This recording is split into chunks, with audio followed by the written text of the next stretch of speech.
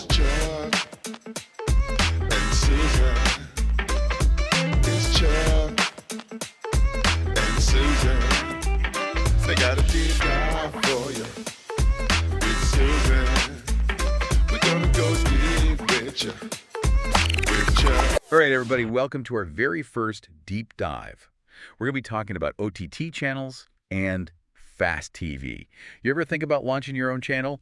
Well, stick around because we're going to tell you why right now is the perfect time to do it. Yeah, the OTT landscape it's really exploding right now, and we're here to kind of be your guides. Yeah, and I'm kind of geeking out over here about some of these stats I saw.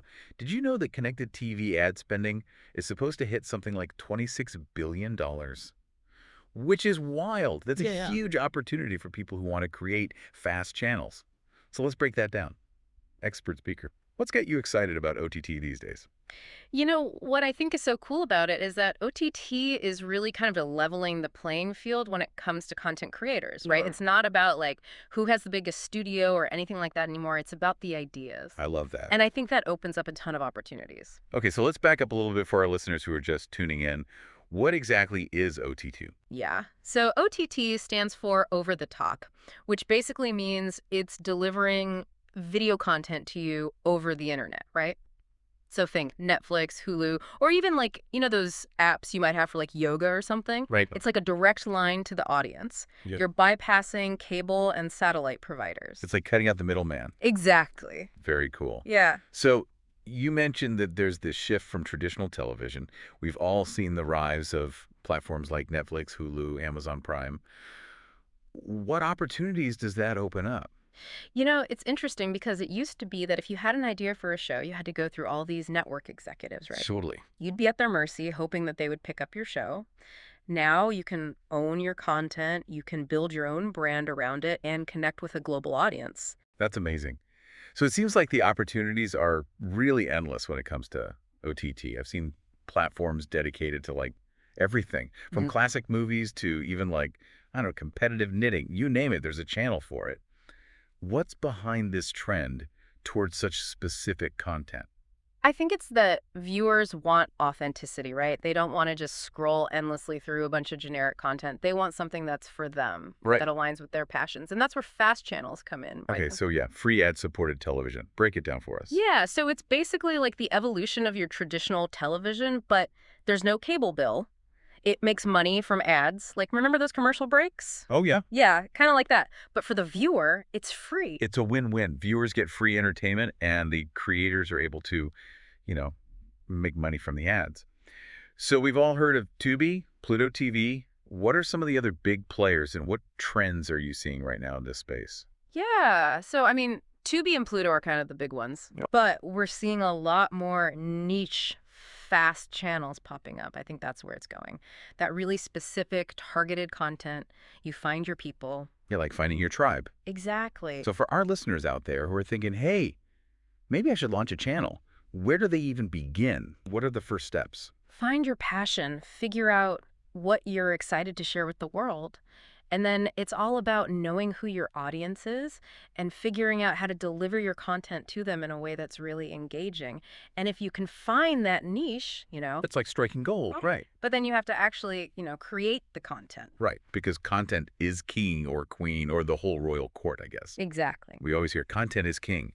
So let's say I know my niche, I'm super excited about it, but I'm looking at a blank page. Where do I even start? How do I build a library of content that's going to make people want to watch? Well, you have a couple of options. So you can create original content Right. that gives you total creative control. I can see how that would be appealing. But it also sounds like a lot of work. Any advice for someone who's, just starting out? Yeah, for sure. You have to be strategic, right? It's like having this pipeline of content coming out, whether it's a series, or maybe shorter videos or even live streaming. You got to have a plan. Yeah, like a content calendar. Exactly. You have to think about how to keep people coming back for more. So it's not just about that one great show. It's about It's everything. keeping it going. What if creating content, original content, like right off the bat, is a little too much? Are there other ways to build that library? Yeah, so you could also license existing content.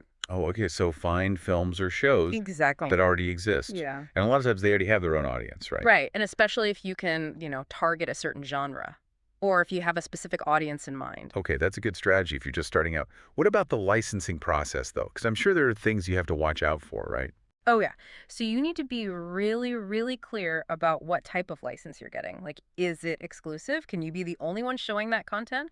Or is it non-exclusive, which means other people might have it too? So exclusivity would be That's a big one. a big selling point for viewers. Exactly. Yeah. Yeah, it's a big deal. You also have to look at how long the license lasts and where you can even stream it. Like, is it global or is it limited to certain countries? So many things to consider. What about promotional commitments? Does that come with the agreement as well? Sometimes. It really depends. And the other really, really important thing is to be super clear on the money side of things. Like, are there upfront fees? Do you pay royalties? How does that work? Honestly, it's really helpful to have a good lawyer on your side to help you figure all that out. It sounds like it. Getting that legal advice is Mm. probably some of the best money you could spend.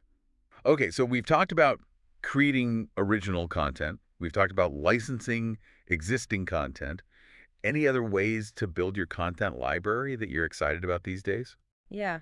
User-generated content is huge. Okay. Look at YouTube, right?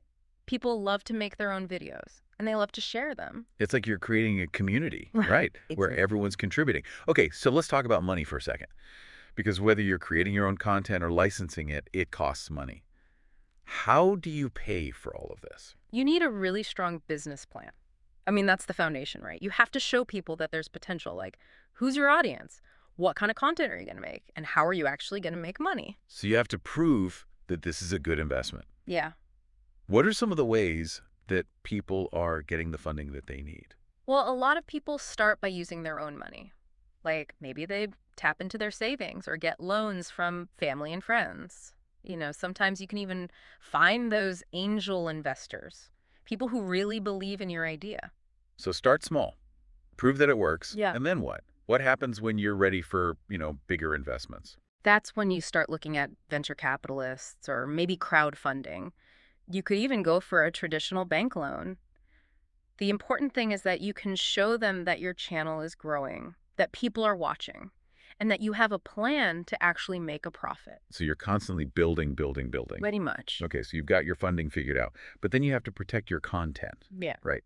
Especially in the digital age, it seems like things can get copied so easily. Oh, absolutely. Protecting your intellectual property that's like the most important thing, especially if you're making original content. You have to register your copyrights, right? That's how you protect yourself. So that proves that you own it. Right. And it also protects you from people who might try to steal your work. Okay, so register those copyrights. Mm-hmm.